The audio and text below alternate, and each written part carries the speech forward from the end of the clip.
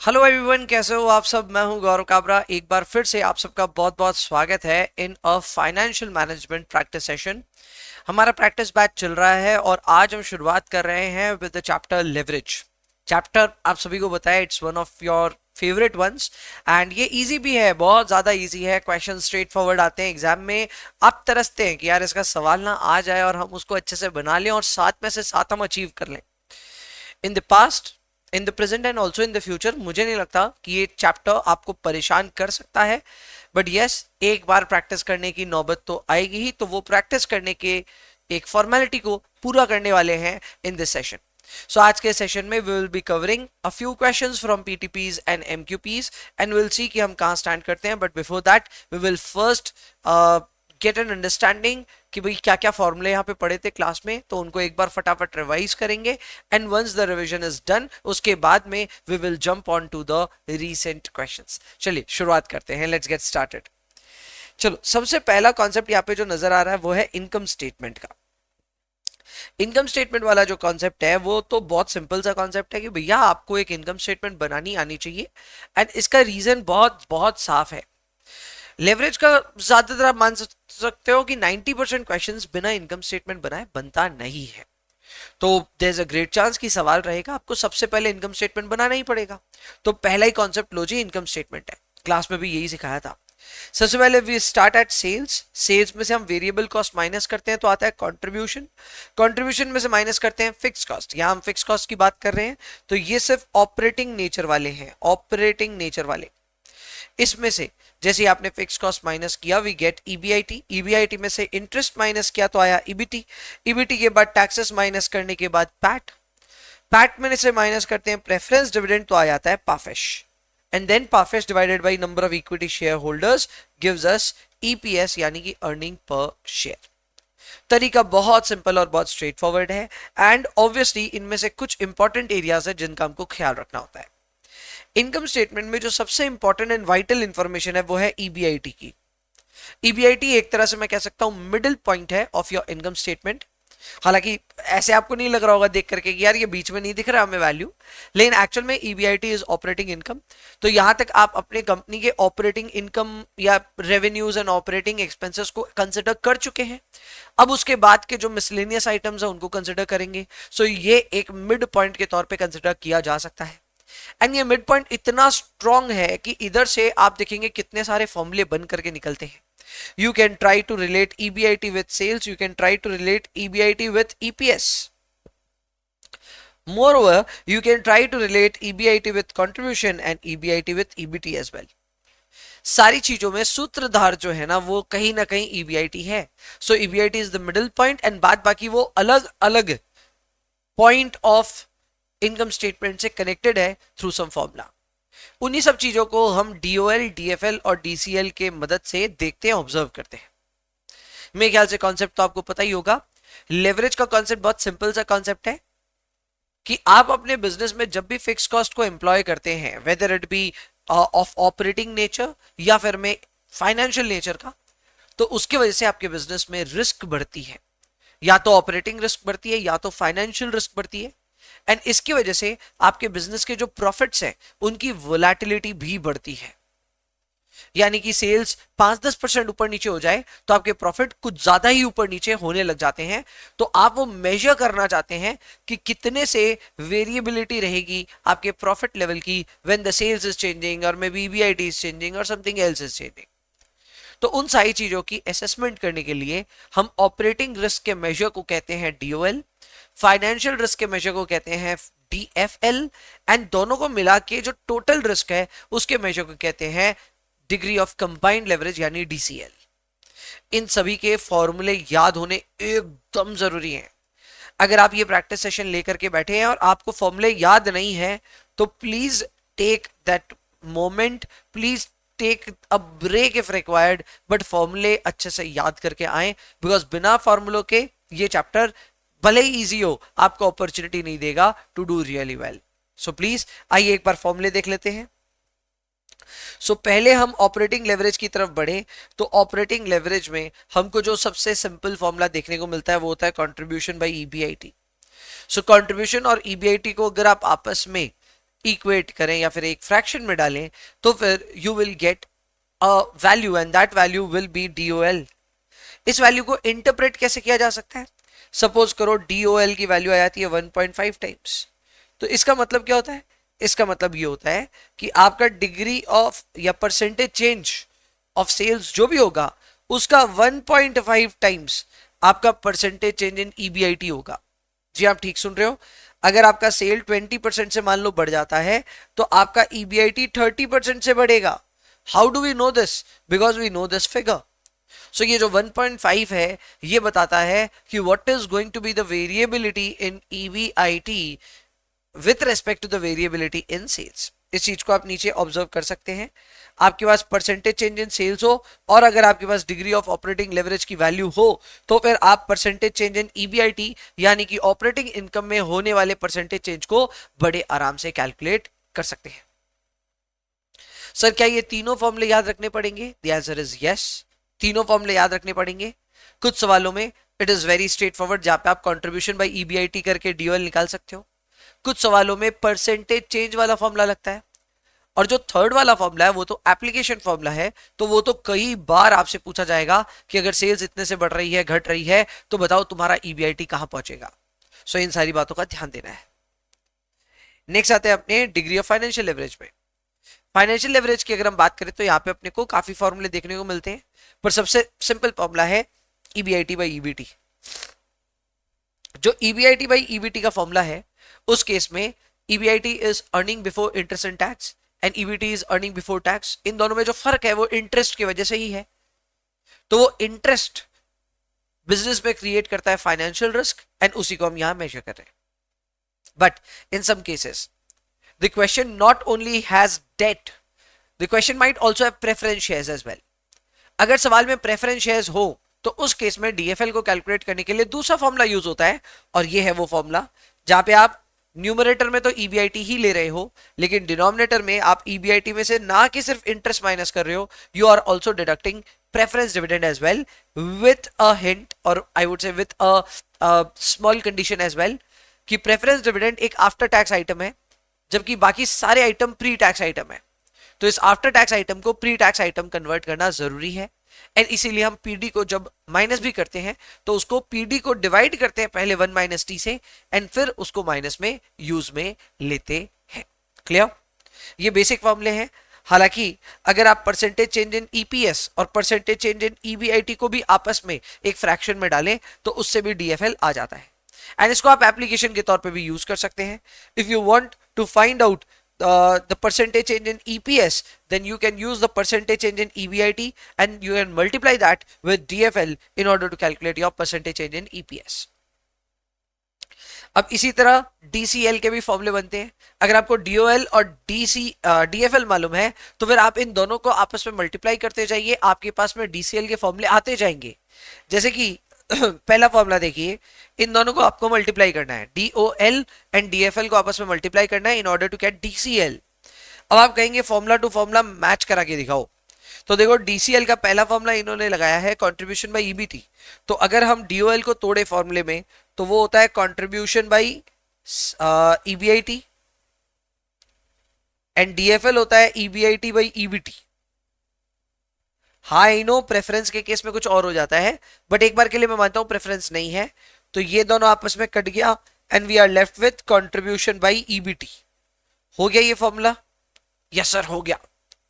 दूसरा फॉर्मूला आता है DCL का जहां पे हम परसेंटेज चेंज इन EPS और परसेंटेज चेंज इन सेल्स को आपस में एक फ्रैक्शन में देख रहे हैं।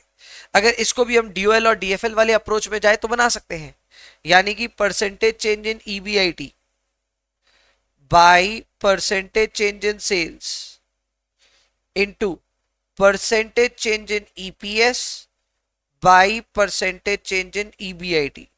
अब इसमें EBIT अगेन कट जाएगा and you will be left with percentage change in EPS divided by percentage change in sales. Percentage change in EPS by percentage change in sales and last में obviously इसी फॉर्मूले को use करके ये वाला formula बनाया गया है कि अगर आपको परसेंटेज चेंज इन ईपीएस चाहिए and you have been given percentage change in sales, तो आप डायरेक्टली सेल से ईबीआईटी मत जाओ, सेल से डायरेक्ट आप ईपीएस पे जा सकते हो, provided you have DCL which is degree of combined leverage. कुछ सवालों में आपसे फाइनेंशियल ब्रेक इवन का भी सवाल पूछा जा सकता है। फाइनेंशियल ब्रेक इवन वो पोजीशन होता है जहां पे ईबीआईटी का एक ऐसा वैल्यू आपको पता चल जाए जो कि आपको प्रॉफिट एंड लॉस के लहजे पे जीरो पे जाके खड़ा कर दे। अगर आप इस तरह की ईबीआईटी की वैल्यू ढूंढ रहे हैं तो उस वैल्यू को ही हम कहते हैं financial break even. The formula for that is simple, EPS into number of shares divided by 1 minus T plus interest. Again इसमें मैंने अज्यूम किया है दैट प्रेफरेंस शेयर्स नहीं है सवाल में दिए हुए, जो कि इन मोस्ट केसेस नहीं होते। क्लियर? तो ये है आपका formula, EPS into number of shares divided by 1 minus T. अब इसमें लॉजिक क्या बैठ रहा है? लॉजिक ये बैठ रहा है कि जब आप ईपीएस और नंबर ऑफ शेयर्स को आपस में मल्टीप्लाई करते हैं तो वो बन जाता है पैट। पैट को जैसे ही आप डिवाइड करते हैं 1 माइनस टी से तो वो बन जाता है पीबीटी। पीबीटी में जब आप इंटरेस्ट ऐड कर देते हैं तो वो बन जाता है ईबीआईटी। तो एकदम लॉजिकल इंटरप्रिटेशन अगर आप करें तो ये फॉर्मूले आपको एकदम भी टफ नहीं लगेंगे। You will find it really really interesting and ये फॉर्मूले आपकी मदद भी करेंगे to solve more and more questions.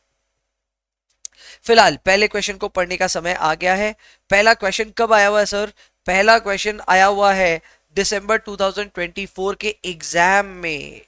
ये सवाल अपने सामने है, आप 1 मिनट लेकर के सवाल को अच्छे से इंटरप्रेट करेंगे।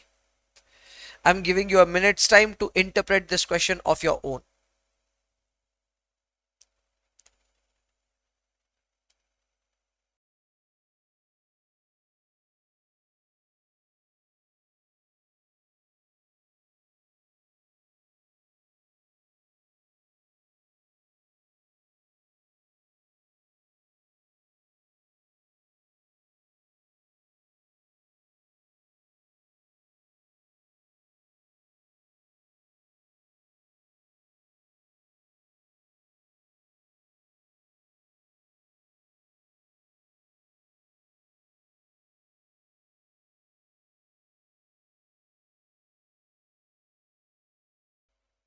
देखा आपने सवाल? एक बार अपने भी देख लेते हैं भैया। सवाल में अपने को यहाँ पे ये बोल रहा है कि एक कंपनी है जो कि 5 साल से बिजनेस में है। सेलिंग प्राइस दिया हुआ है for the products it sell 23 rupees per unit. 23 per unit. Total sale quantity में दी है तो हम यहाँ सेल्स निकाल लेते हैं अलग से। Sales is 1,45,000 units into 23 rupees, तो ये आ रहा है 33,35,000। 33,35,000 इज द सेल्स। इसमें से हम माइनस करेंगे वेरिएबल कॉस्ट। वेरिएबल कॉस्ट है अपने पास में 17 रुपीज पर यूनिट करके, करेक्ट। सो ये भी यूनिट से मल्टीप्लाई करेंगे। 1,45,000 यूनिट्स इंटू 17 रुपीज करके करेंगे तो अपना वेरिएबल कॉस्ट आ रहा है 2465,000। वेरिएबल कॉस्ट माइनस करेंगे तो आ जाएगा कंट्रीब्यूशन। कंट्रीब्यूशन आ रहा है 8,70,000। 8,70,000 का आ रहा है कंट्रीब्यूशन। कंट्रीब्यूशन में से हम माइनस करेंगे फिक्स कॉस्ट। फिक्स कॉस्ट है 2,80,000। 280 का फिक्स कॉस्ट माइनस हुआ तो आया 5,90,000। सो 5,90,000 becomes your EBIT, becomes our EBIT। इसमें से अपने माइनस करेंगे इंटरेस्ट। इंटरेस्ट की अगर हम बात करें तो 10 लाख रुपीज का डेट है, 11% का इंटरेस्ट है। सो टोटल इंटरेस्ट आ रहा है 1,10,000 का। सो 1,10,000 का इंटरेस्ट माइनस हुआ तो आया 4,80,000 रुपीज का EBT। So EBT is equal to 4,80,000 rupees. Clear?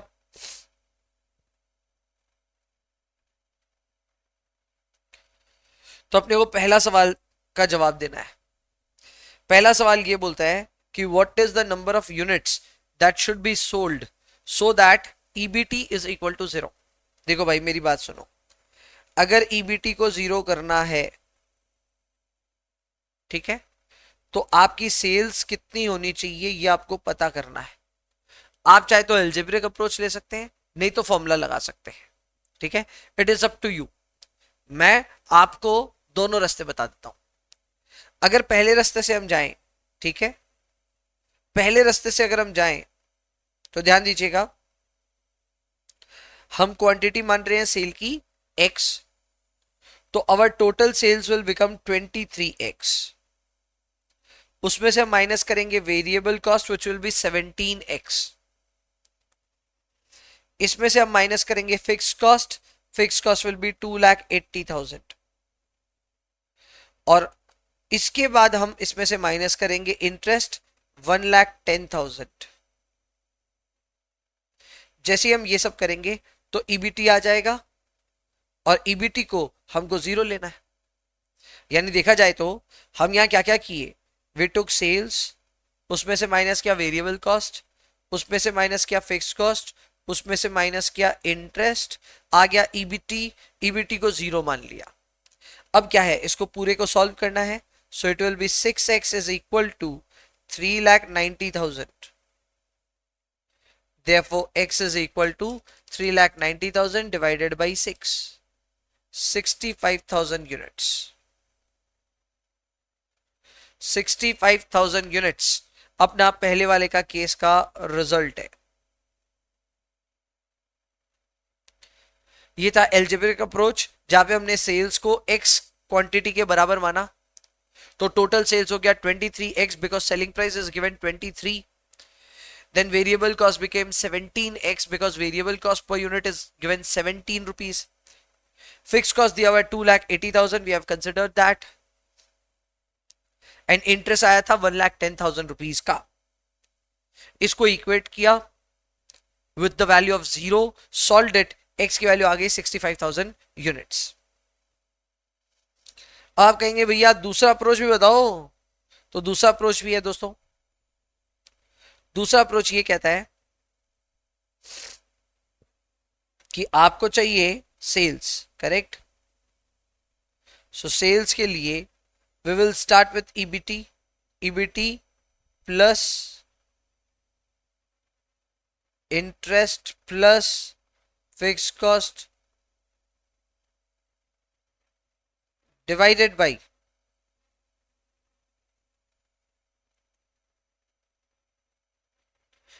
By PV ratio. ये हम कर सकते हैं, पीवी रेशियो लगा सकते हैं, करेक्ट। आपको पीवी रेशियो नहीं लगाना तो आप कंट्रीब्यूशन पर यूनिट लगा लो, तो इससे क्या आपका सीधा क्वांटिटी का रिजल्ट आ जाएगा। सो ईबीटी तो अपना 0 है, इंटरेस्ट अपने को चाहिए 1,10,000, फिक्स कॉस्ट अपने को चाहिए कितना, फिक्स कॉस्ट चाहिए 2,80,000। इसको अगर आप डिवाइड कर दें बाई कंट्रीब्यूशन पर यूनिट तो ये हो गया 6 रुपीज पर यूनिट करके, तो इसमें भी रिजल्ट सेम आएगा 65,000 यूनिट्स। क्लियर। तो आप ये फॉर्मूला से ज्यादा, मतलब अगर आपको अच्छा लगता है ये फॉर्मूला यूज करना तो आप ये फॉर्मूला यूज करें, और अगर आपको एल्जेब्रिक मेथड अच्छा लगता है तो वो यूज करें, कोई प्रॉब्लम नहीं है।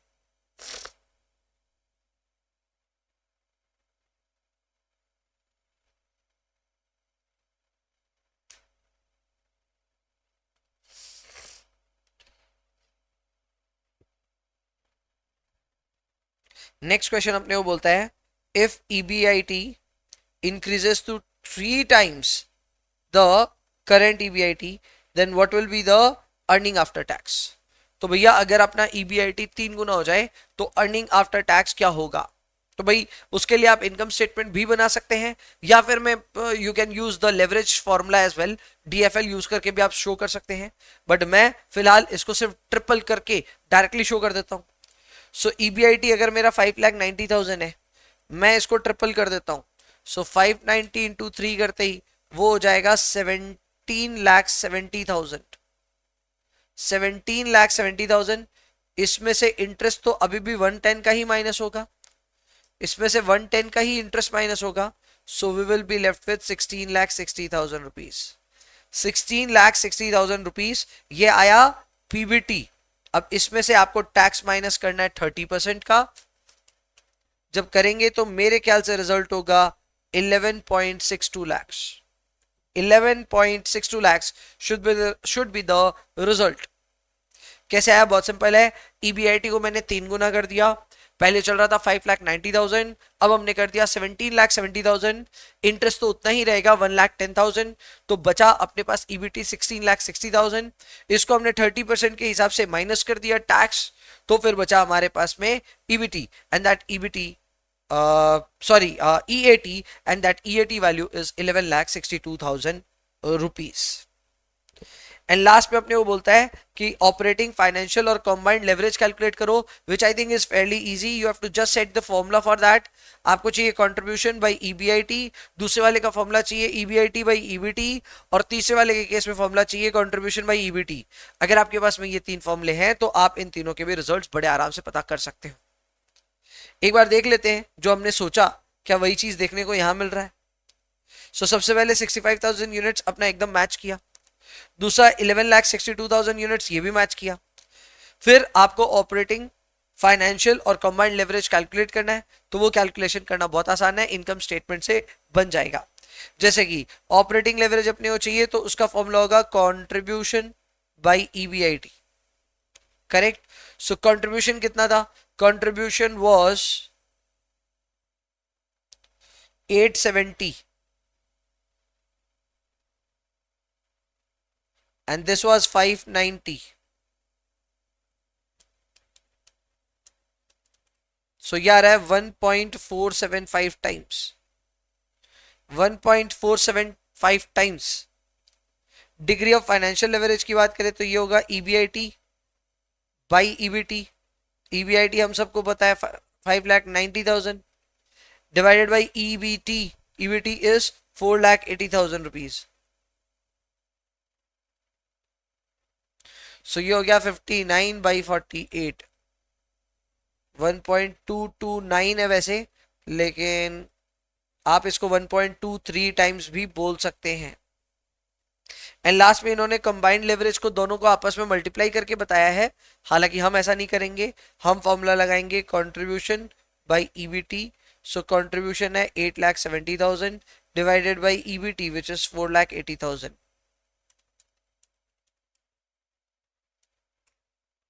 ये आ रहा है 1.8125 टाइम्स. 1.8125 टाइम्स. सर आपका रिजल्ट और इसका रिजल्ट इतना डिफरेंट क्यों आया? इसका कारण है इन्होंने पहला तो जो डीओएल और डीएफएल लिया है, इन दोनों को राउंड ऑफ किया है. नंबर 2, इन्होंने इन दोनों को आपस में मल्टीप्लाई करके रिजल्ट निकाल लिया, जबकि हमारे केस में हमने पूरा कंट्रीब्यूशन लिया, पूरा ईबीटी लिया, तो राउंडिंग ऑफ का मल्टीपल इंस्टेंसेस नहीं हो रहा है, and that is why our result is better. Clear? ये था आपके लिए question number 1 and I hope बड़ा मजा आया इसको कर करके. क्वेश्चन नंबर 2 पढ़ने का वक्त आ गया है. चलिए let's read question number 2. This is question number 2. 1 minute का समय दे रहा हूं, प्लीज पढ़िए.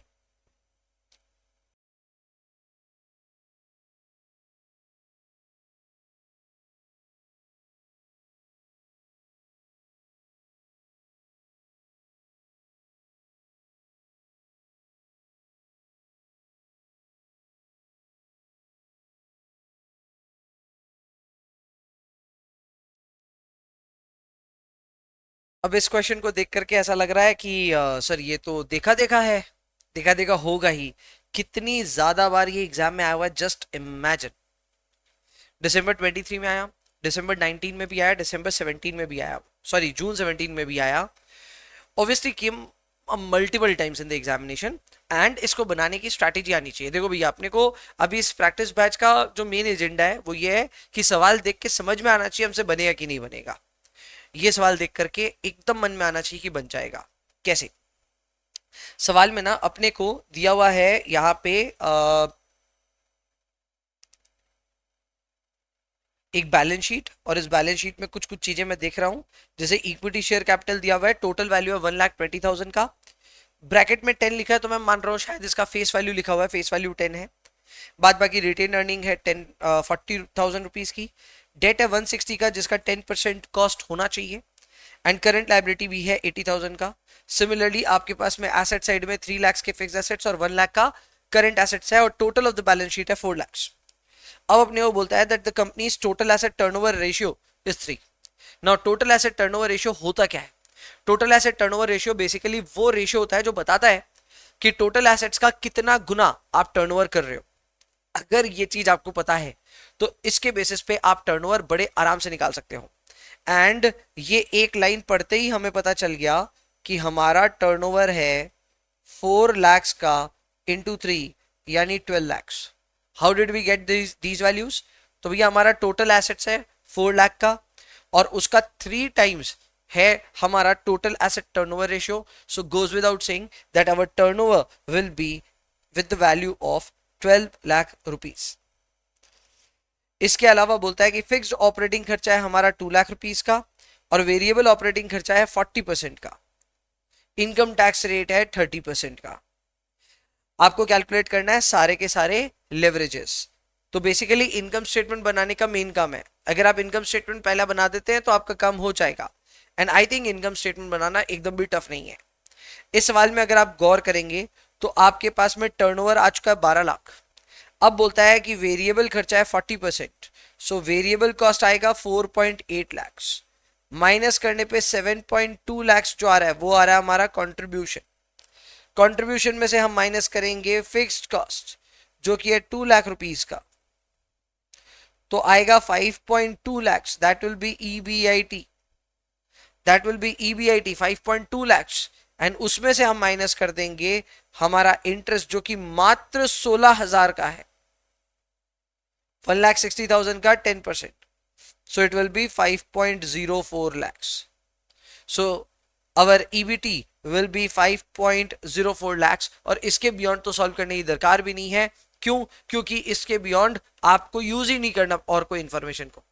You just need degree of operating leverage, you need degree of financial leverage and you need degree of combined leverage। कैसे निकलेगा? आइए इसका सॉल्यूशन दिखाता हूं। तो अगर आप इस सॉल्यूशन पे गौर करेंगे तो जो इनकम स्टेटमेंट का जिक्र मैंने किया वही इनकम स्टेटमेंट यहां देखने को मिल रहा है। अवर टर्नओवर इज 4 lakhs का 3 times, so that will be 12 lakh rupees. इसमें से वेरिएबल कॉस्ट माइनस हुआ 40% के हिसाब से एंड कंट्रीब्यूशन आया 720 का। इसमें से माइनस हुआ fixed cost. Fixed cost minus होने के बाद में हम लोगों ने EBIT निकाला। EBIT में से इंटरेस्ट माइनस करने के बाद निकाला EBT। सवाल काफी ज्यादा स्ट्रेट फॉरवर्ड है। एंड एक बार इनकम स्टेटमेंट बन गया तो फिर देखो degree of operating leverage, financial leverage और कंबाइंड लेवरेज कितने आसानी से कैलकुलेट हो गया। वो इनकम स्टेटमेंट बनने की ही देर है। अगर इनकम स्टेटमेंट आराम से बन जाए तो उसके बाद आप बड़े आराम से ये तीनों लेवरेजेस कैलकुलेट कर सकते हैं। ओके, सो क्वेश्चन नंबर 2 तो हो गया। क्वेश्चन नंबर 2 के एकदम सिमिलर क्वेश्चन नंबर 3 भी है। अब मैं कह रहा हूं एकदम सिमिलर तो है भाई, सिमिलर चेक करो। देखो इस सवाल में भी अगर आप देखोगे तो बैलेंस शीट एकदम सेम है, एग्जैक्ट चीजें सेम है, everything is same except for the fact कि यहाँ पे अपने को एक एडिशनल क्वेश्चन पूछ लिया। एंड नंबर 2 यहाँ पे ना शायद अपने को वेरिएबल कॉस्ट की परसेंटेज को चेंज करके दिया है। जैसे यहाँ पे वेरिएबल कॉस्ट का परसेंटेज था 40% और यहाँ पे अपना वेरिएबल कॉस्ट का परसेंटेज आ रहा है 60%। इसके अलावा फिक्स ऑपरेटिंग कॉस्ट सेम है, सब कुछ सेम है यार, कुछ भी डिफरेंट नहीं है। हाँ, टैक्स रेट 30 का जगह 35% हो गया। So goes without saying the process will be exactly similar. आपने को पहले एक इनकम स्टेटमेंट बनाना और इनकम स्टेटमेंट बना करके degree of operating, financial and combined leverage निकालना, वहां तक सब कुछ सेम है। आइए देखते हैं वो कैसे होगा। मैं बेसिक आपको फिर भी बता देता हूँ कैलकुलेशंस कैसे होंगी। टोटल एसेट हमारे पास 4 लाख रुपए का और यहाँ पे टोटल एसेट टर्नओवर है 2 का। So turnover will be 8 lakh rupees. 8 lakh में 60% is variable, so contribution will turn out to be 40% of that which will be 3,20,000। यानी कि हमारा कंट्रीब्यूशन निकल करके आएगा 3.2 lakhs। उसमें से फिक्स्ड ऑपरेटिंग कॉस्ट माइनस होगा 2 lakhs का, यानी EBIT निकल करके आएगा 1.2 lakhs का। एंड उसमें से हम माइनस करने वाले हैं हमारा interest. Interest is going to be 16,000 only, so this should be 1.04 lakhs and ये आएगा हमारे लिए EBT। क्लियर? इन तीनों फिगर्स को हम वेरीफाई कर लेते हैं अपने सॉल्यूशन में। Are we finding the same figures here? एक बार चेक कर लेते हैं। ये अपने देख सकते हैं 320 एकदम आया, 120 भी आ गया और 104 भी आ गया। अब ये तीनों नंबर्स अगर हमारे पास आ चुके हैं तो goes without saying degree of operating leverage, financial leverage and combined leverage calculate करना बहुत आसान है। सेम काम हमने किया लास्ट सवाल में, सो it is not a difficult job. ये ऐसे होगा। अब हमको सेकेंड क्वेश्चन में क्या बोलता है, सेकेंड क्वेश्चन में बोलता है दैट एसेस करो what should be the level of EBIT if EPS has to be 5। Now this is important, ध्यान देना। अरे यार क्या हो रहा है ध्यान देना, अपने को ईपीएस को करना है 5 और बताना है ईबीआईटी का क्या लेवल होना चाहिए। तो देखो अपने ना यहाँ पे एक इक्वेशन बना सकते हैं और वो इक्वेशन है ईपीएस का। ईपीएस का इक्वेशन होता है EBIT minus interest into 1 minus T. Correct, सवाल में और कोई प्रेफरेंस डिविडेंड वगैरह तो है नहीं, ठीक है, divided by number of shares. तो अगर इसी इक्वेशन को आप थोड़ा सा तोड़े मरोड़े तो ईबीआईटी का इक्वेशन निकल जाएगा। EBIT will be equal to EPS into number of shares divided by 1 minus T plus interest. तो इस इक्वेशन को यूज करके हम बड़े आराम से ईबीआईटी कैलकुलेट कर सकते हैं। याद रखिए दोस्तों, अपने पास ईपीएस की वैल्यू है, ईपीएस इज इक्वल टू 5। जहां तक बात है नंबर ऑफ शेयर्स का, तो वो भी आ जाएगा 1,20,000 के कैपिटल में अगेन 10 रुपीज का तो शेयर है, तो 12,000 शेयर्स यहाँ पे आ गए। So EPS is 5, number of shares is 12,000, tax rate already दिया हुआ 35% करके, एंड इंटरेस्ट हमने कैलकुलेट किया 16,000 रुपए का, यानी 16,000 रुपीज का। क्या ये सब कुछ करके बड़े आराम से ईबीआईटी आ सकता है? The answer is yes. आप देख सकते हैं इसको भी हमने यहाँ पे कर रखा है। 5 रुपए का ईपीएस हमको डिजायर्ड है, 12,000 शेयर्स हैं, divided by 0.65। Why? Because the tax rate is 35%, so 1 minus T turns out to be 0.65 यानी 65%। इसके अलावा इंटरेस्ट इसमें ऐड होगा 16,000 रुपए का। We are getting the level of EBIT at which EPS will be equal to 5। ये level है 108,308। So that was the fate of question number 3 as well. I think this was also fairly easy, बनने लायक सवाल था। आगे बढ़ते हैं question number 4 की discussion की तरफ। ओके, जो भी बच्चे इस वीडियो को शुरुआत से देख नहीं रहे, ये इस क्लास को शुरुआत से नहीं देख रहे, एकदम बीच में सडनली आ गए और देख रहे हैं, उनको मैं बार बार रिमाइंड करना चाहता हूं that the agenda of these practice sessions is not to actually do all the questions एकदम धीरे धीरे जैसे हम क्लास में करते हैं। The agenda here is to understand कि किस डायरेक्शन में सोचने से सवाल बनते हैं एग्जाम में। मैं यहाँ पे आपको एक लाइव डेमोन्स्ट्रेशन दे रहा हूँ, एक तरह से एक ग्रुप स्टडी का माहौल है जहां हम कम समय में ज्यादा से ज्यादा सवालों को रिव्यू कर रहे हैं। All this questions came in the examination और came in the mock exams conducted by the CMA institute itself, and in questions को रिव्यू करते वक्त मैं एक तरह से बोल सकते हैं कि आप एक बड़े भैया के तौर पे मैं बैठा हूं आपके साथ में, and I am just telling you देखिए ऐसे कर ले, ऐसे कर ले, ऐसे सॉल्व हो जाएगा। इससे क्या होता है, एक लेवल ऑफ कॉन्फिडेंस आपका बढ़ेगा, एंड अगर लेवल ऑफ कॉन्फिडेंस बढ़ेगा तो आप खुद से प्रैक्टिस करना चाहेंगे, and that is what I want. आप खुद से प्रैक्टिस नहीं करेंगे तो आपका कभी भी कॉन्सेप्ट नहीं बनने वाला। तो यस, आप इन वीडियोस को देखिए, अच्छा है आपके लिए, लेकिन वीडियो देखने के बाद खुद से प्रैक्टिस जरूर कीजिएगा। अभी फिलहाल क्वेश्चन नंबर 4 पे फोकस करते हैं। नाउ क्वेश्चन नंबर 4 की अगर हम बात करें तो ये आया हुआ है दिसंबर 2018 में, पुराना सवाल है, एग्जाम में आया हुआ है। बोला है there is a company which sells 1 lakh है कि 10 लाख है, ये I think this should be 1 lakh. ये तो मेरी टीम से टाइपो एरर हुआ होगा मोस्ट लाइकली, और पता भी नहीं है भैया ये क्या है, ठीक है। 1 लाख एक बार मानते हैं। कंपनी सेल कर रहा है 1 लाख बॉटल्स, वेरिएबल कॉस्ट है 5 रुपए करके और सेलिंग प्राइस है 10 रुपीज करके। So clearly our sales can be derived, sales will be 1 lakh into 10 यानी 10 लाख रुपीज।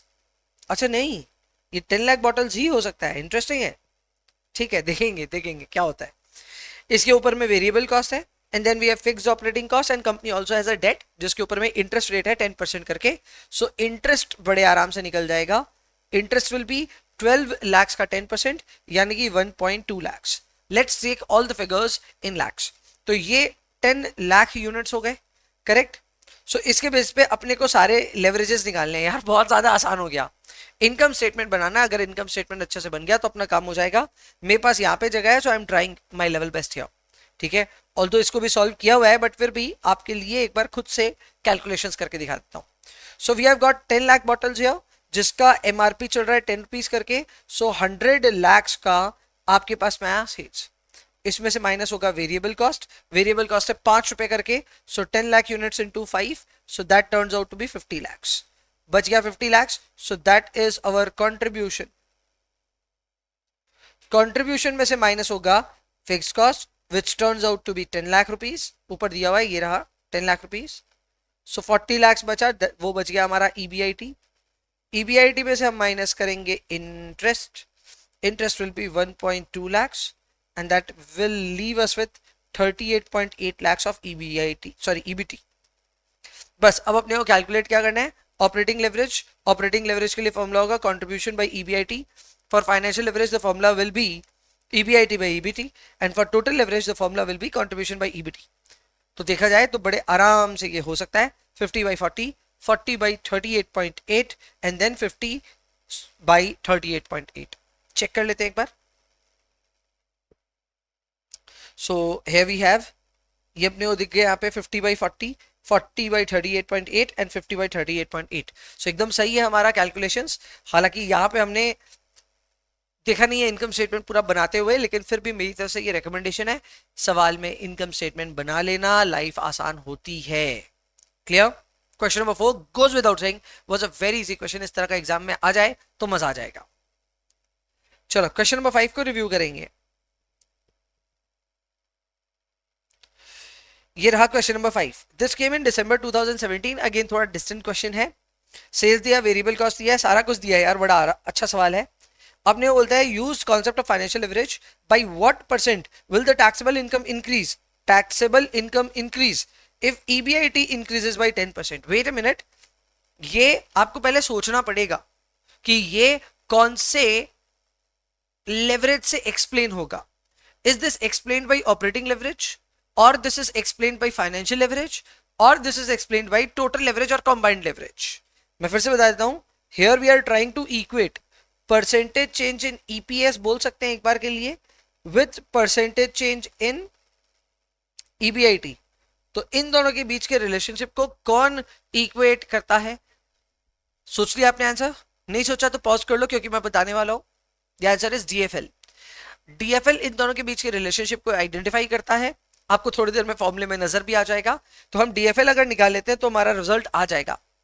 सेकेंड क्वेश्चन बोलता है कि यूज करो ऑपरेटिंग लेवरेज को और बताओ what will be the percentage increase in EBIT if there is a 10% increase in sales.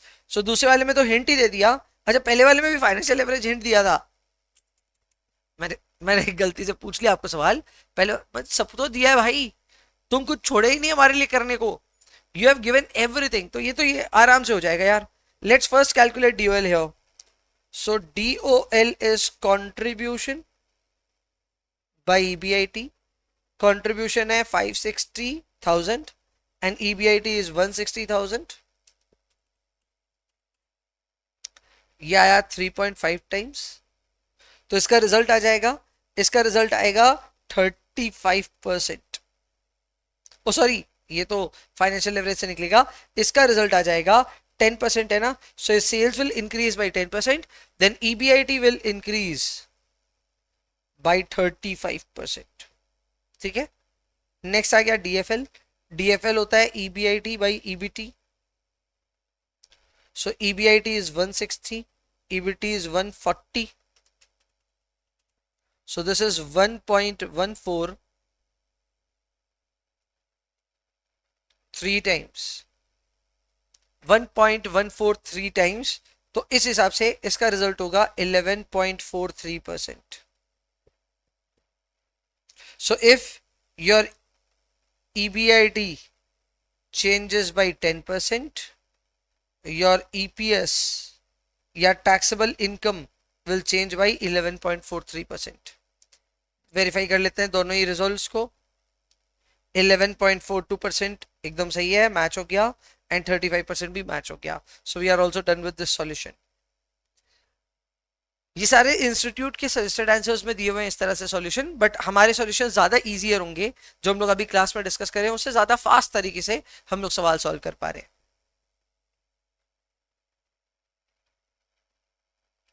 Next question. आ जाते हैं हम वापस प्रेजेंट युग में. दिसंबर 2024 में जो MQP आया था उसमें इंस्टीट्यूट ने ये सवाल पूछा था. अब ये सवाल देखते ही आपको समझ में आ गया ये तो मैट का सवाल है. अपनी मैट में एकदम सेम डिटो कॉपी ये सवाल है. सवाल बनाने में कुछ जाएगा नहीं. We have been given 4 firms PQRS और इन सब के सेलिंग प्राइस, वेरिएबल कॉस्ट और फिक्स कॉस्ट दिए हुए हैं. सो इससे आप कंट्रीब्यूशन और EBIT ये दोनों बड़े आराम से निकाल पाओगे. एंड मेरे ख्याल से सवाल में ऑपरेटिंग लेवरेज ही पूछेगा. ये रहा, ऑपरेटिंग लेवरेज पूछ रहा है. Number of units are already given, तो हम कंट्रीब्यूशन निकालना चाहेंगे और कंट्रीब्यूशन के साथ में हम ईबीआईटी निकाल करके या डीओएल निकालना चाहेंगे। मेरे को तो लगता है बड़ा आराम से आ जाएगा। जैसे कि यहां पे शुरू करते हैं कंट्रीब्यूशन से, ठीक है। यहां कंट्रीब्यूशन पर यूनिट आ रहा है 14 रुपए का, यहां कंट्रीब्यूशन पर यूनिट आ रहा है 16 रुपए का 16, यहां कंट्रीब्यूशन आ रहा है 30 रुपीज का, यहां कंट्रीब्यूशन आ रहा है 20 का। So if you multiply all these values with 10,000 will get the contribution. तो पी के केस में आ रहा है 1,40,000, यहां पे आ रहा है 1,60,000, यहां पे आ रहा है 3 lakhs का, और यहां पे आ रहा है 2 lakhs का। सो ये आ गया अपने पास में कंट्रीब्यूशन। इसमें से हम जब लेस करेंगे फिक्स कॉस्ट तब हमारे पास आ जाएगा ईबीआईटी।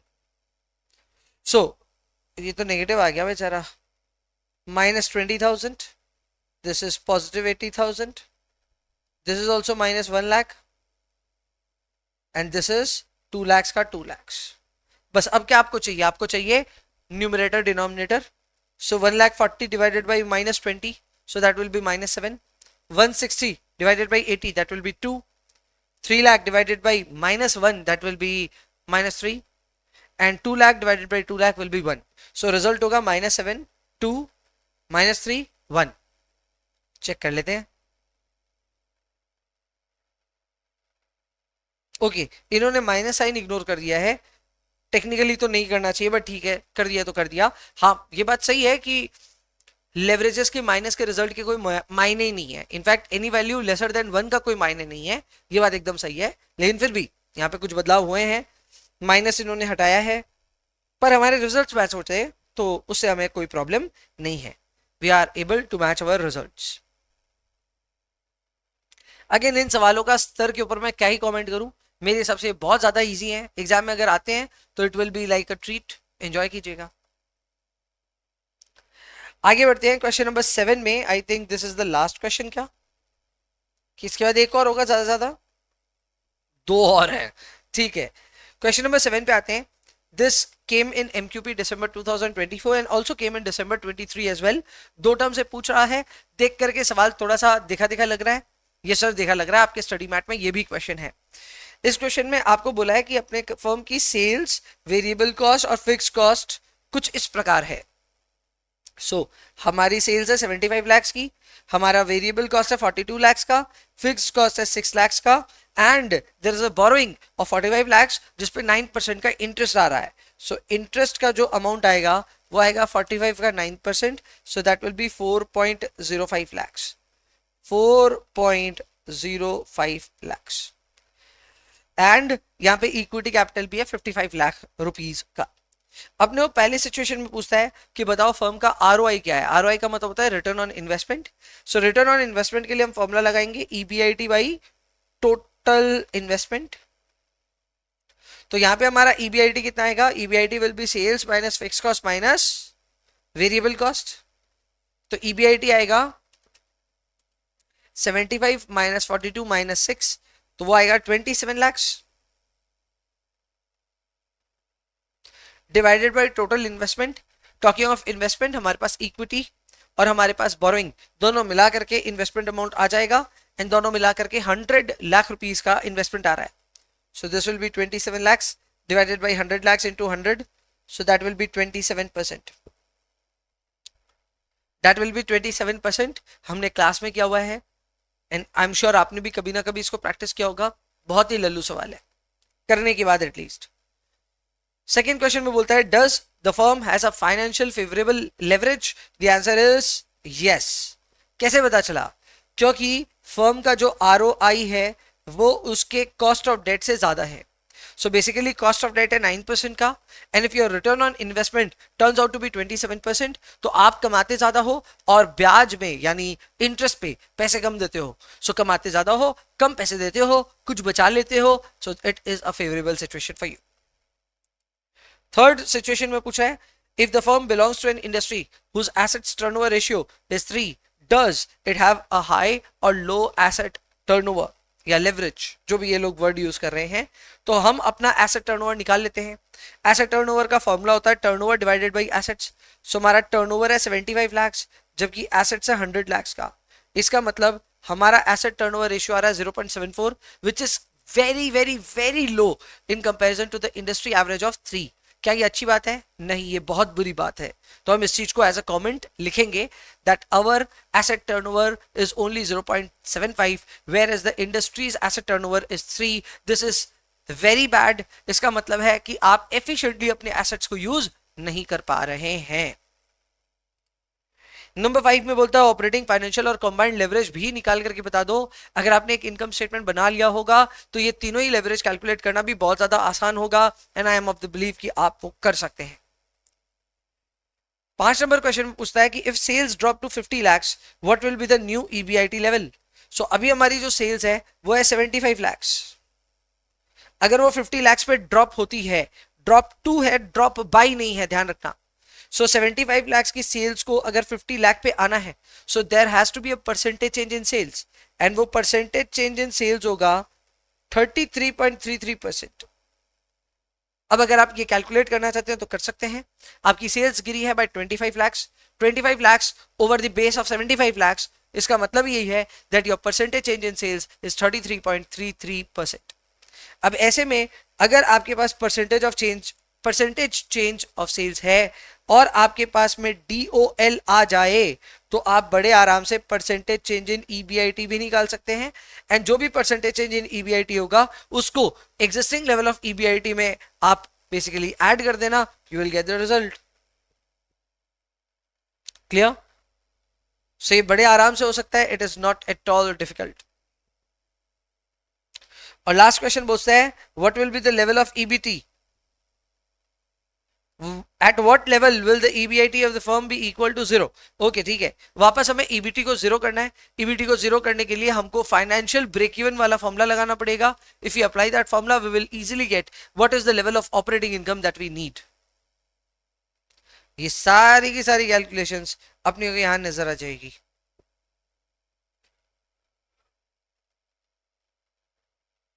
ऑब्जर्व करें।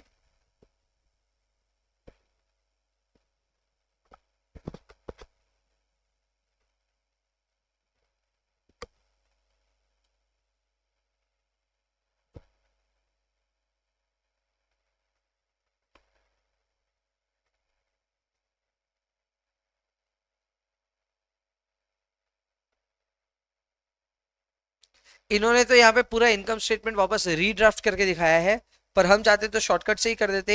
हमारा डिग्री ऑफ ऑपरेटिंग लेवरेज है 1.22, सो 33.33% इंटू 1.22,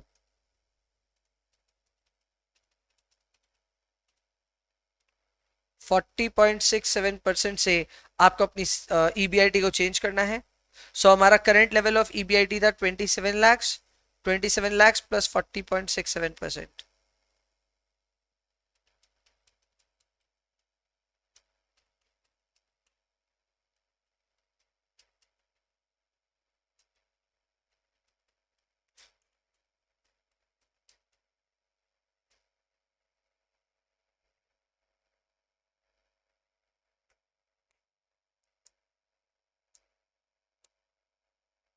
अच्छा सॉरी, माइनस करना पड़ेगा क्योंकि हमारी सेल कम हो रही है, rather our sale is actually decreasing, so it has to be in minus 27 lakhs minus 40.66% आ गया 16 lakhs। तो आप कोई भी अप्रोच लो, आप पूरा इनकम स्टेटमेंट बना के करो या फिर में आप हमारे जैसे करो, एक ही बात है।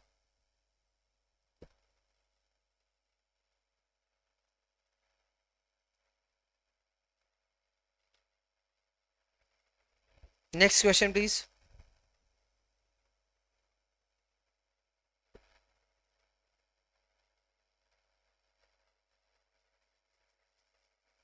क्वेश्चन नंबर 8 ये आया हुआ है जून 2024 में एमक्यूपी में। सवाल एक बार पढ़ लीजिए।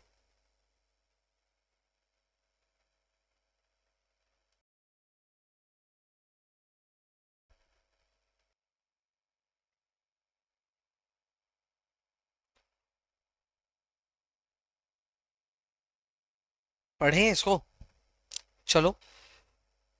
क्वेश्चन है ऑपरेटिंग इनकम में 1,86,000, so EBIT is equal to 1,86,000। Tax rate is 35%। Debenture दिया है तो इसके बगल में इंटरेस्ट लिख लेना चाहिए।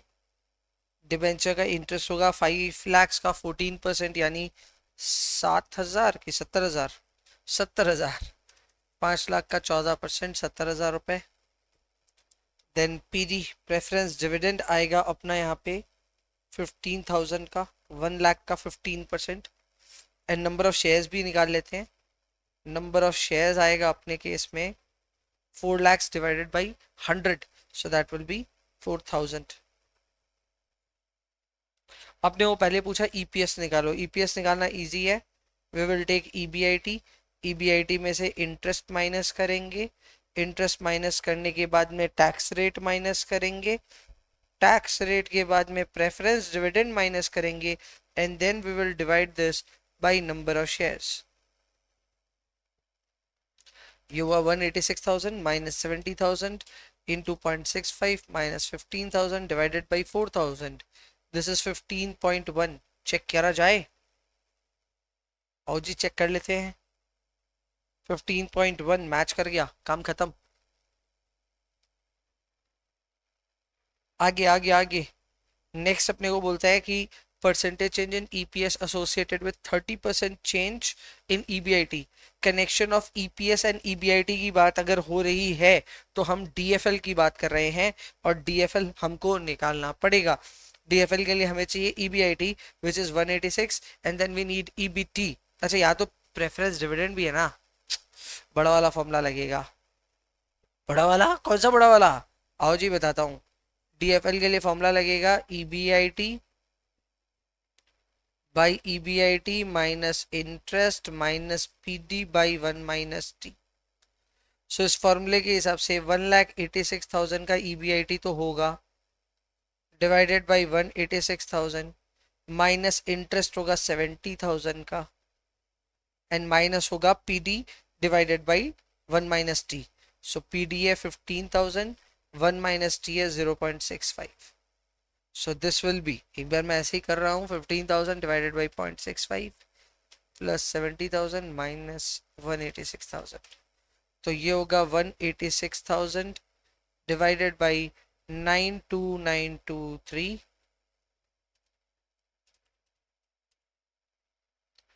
2.002 2.002। ये हमारा फाइनेंशियल लेवरेज आ रहा है। चेक कर लेते हैं भैया फाइनेंशियल लेवरेज। 2 टाइम्स इन्होंने किया है, यही मुझे लग रहा था कि इतना राउंड ऑफ करेगा कि नहीं करेगा, कर दिया इन्होंने राउंड ऑफ। बेसिकली 2.002 नहीं लिया है, दे हैव टेकन ओनली 2। सो 2 लेगा तब तो कहानी बहुत सिंपल है। If DFL is equal to 2 and the percentage change is 30% in EBIT, then EPS will change by 60%। So EPS will change by 60%, जो कि यहाँ पे भी देखने को मिल रहा है।